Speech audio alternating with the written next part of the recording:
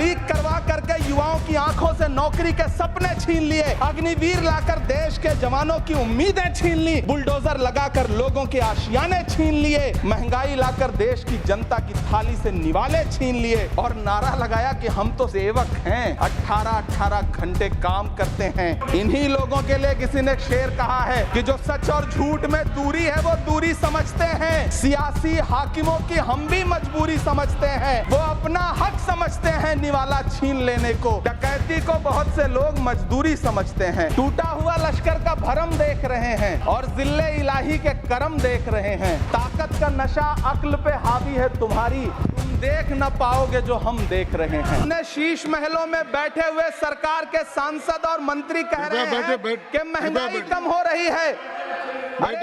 संसद की कैंटीन से बाहर निकल करके एक चाय का कप खरीदिए, तब समझ में आएगा कि महंगाई कम हो रही है या बढ़ रही है। किसी एक दिन अपनी किसी मजदूर की तरह अपनी दिन भर की दिहाड़ी लेकर के बाजार जाइए और अपने बच्चों के लिए राशन खरीदिए, तब पता चलेगा कि महंगाई कम हो रही है या नहीं हो रही है। यहां बैठ करके बड़ी बड़ी बातें करना आसान है, ये चूनर धानी धानी भूल जाते, ये पुरवा की रवानी भूल जाते, जो आकर 4 दिन गांव में रहते तो सारी लंतरानी भूल जाते। सभापति महोदय, इलेक्टोरल बॉन्ड खरीदने के नाम छुपाने वाली सरकार, इलेक्टोरल बॉन्ड खरीदने वालों के नाम छुपाने वाली सरकार इन दिनों आम के ठेला लगाने वालों के नाम जानना चाहती है।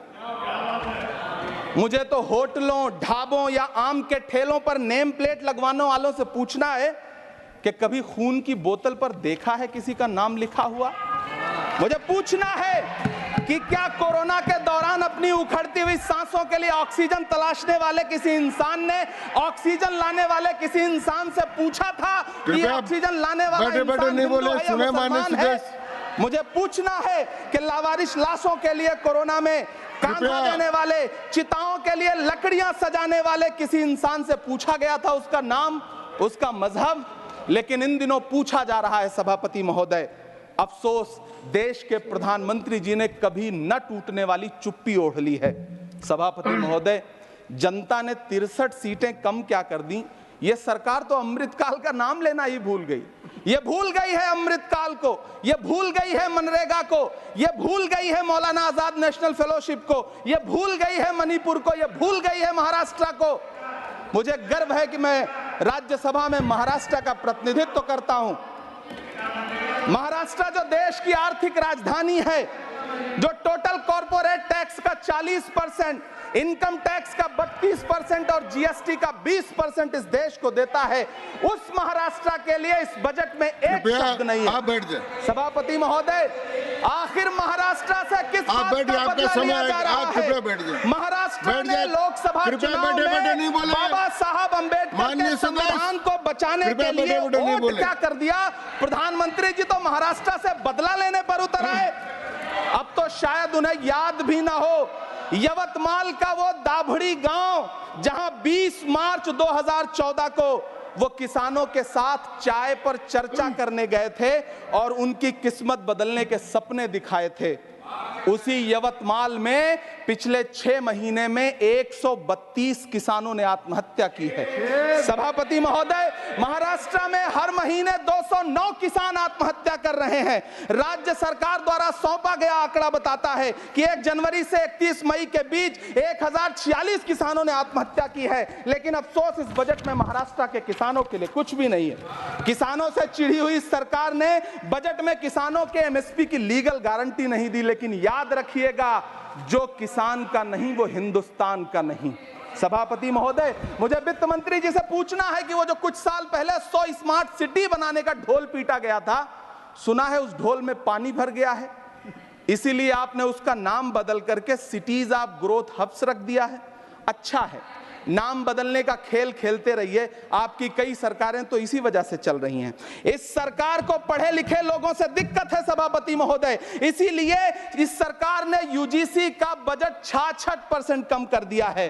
वाह सरकार, सभापति महोदय, मैं वित्त मंत्री जी के संज्ञान में लाना चाहता हूं कि किशनगंज में एएमयू सेंटर के पास 224 एकड़ जमीन है। यूपीए सरकार ने सोनिया गांधी जी की अगुवाई में 136 करोड़ रुपए एएमयू किशनगंज सेंटर के लिए सेक्शन किए थे, लेकिन आपकी सरकार ने पिछले 10 साल में उस 136 करोड़ में से सिर्फ 10 करोड़ रुपया रिलीज किया है। 1.5 करोड़ की आबादी वाला सीमांचल बेहतर शिक्षा के लिए उस सेंटर की बाट जोह रहा है। मेरा आपसे सवाल है कि इस सेंटर का बाकी पैसा आप कब रिलीज करेंगे? मुझे उम्मीद है वित्त मंत्री महोदया जवाब जरूर देंगी। सीमांचल उसी बिहार में आता है जिसकी बैसाखी के सहारे आपकी सरकार चल रही है। वहां के लोगों को एम्स की जरूरत है। महानंदा और कोसी से होने वाली बाढ़ की तबाही को रोकने के लिए बांध बनाइए, सीमांचल के साथ सौतेला व्यवहार बंद करिए। इकोनॉमिक कॉरिडोर बनाने से किसी राज्य का विकास नहीं होगा, विकास होगा स्वास्थ्य और शिक्षा के बुनियादी मुद्दों के लिए बजट देने पर। सभापति महोदय, एक तरफ तो इस बजट में पीएम आवास योजना के तहत 3 करोड़ अतिरिक्त मकान देने की घोषणा है और दूसरी तरफ लखनऊ के अकबर नगर में 1280 वो मकान हैं जिन्हें रिवर फ्रंट बनाने के नाम पे बुलडोजर से जमींदोज कर दिया गया। सभापति महोदय, लोग चीखते रहे, बच्चे बिलखते रहे, वसुधैव कुटुंबकम का नारा लगाने वाली सरकार इंसानों के घरौंदे उजाड़ कर जश्न मना रही है। सभापति महोदय, मेरा बहुत भावुकता के साथ देश के प्रधानमंत्री से सवाल है कि इन उजड़ते हुए मकानों और बेघर होते हुए घरों को देख करके आपको नींद कैसे आती है, आप सो कैसे पाते हैं? मेरा सवाल है इस देश के प्रधानमंत्री से, या तो लोगों के घरौंदे उजाड़ना बंद करिए या फिर करोड़ों मकान बनाने की झूठी घोषणाएं करना बंद करिए। यह बजट झूठ का पुलिंदा है। यह बजट आपके पिछले साल के बजट का कट कॉपी पेस्ट है। यह बजट हमारे चुनावी घोषणा पत्र की नकल करने की एक बेईमान कोशिश है। लेकिन कहावत है ना कि नकल के लिए भी अकल चाहिए। मेरे हाथ में एक तरफ न्याय पत्र है जो हमारा है और दूसरी तरफ अन्याय पत्र है जो आपका है।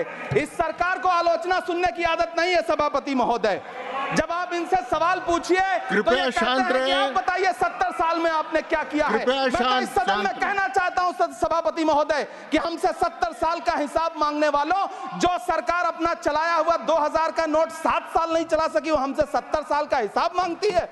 सभापति महोदय, मैं अंत में आपसे यह कहना चाहता हूं, यह बजट बैसाखी पर टिकी हुई सरकार का कुर्सी बचाओ बजट है। इस बजट में राज्यों के साथ, किसानों के साथ, नौजवानों के साथ, महिलाओं के साथ, देश के मिडिल क्लास के साथ अन्याय किया गया है और इस अन्याय का खामियाजा आपको महाराष्ट्र, हरियाणा और झारखंड के चुनाव में भुगतना पड़ेगा।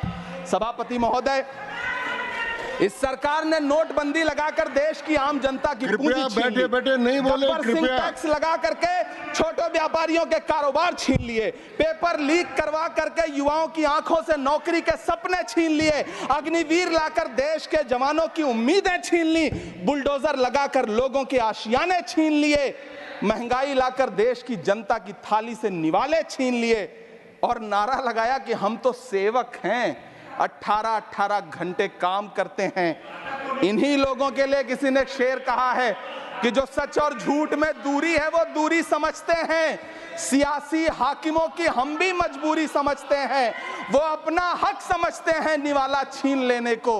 डकैती को बहुत से लोग मजदूरी समझते हैं। हमें पता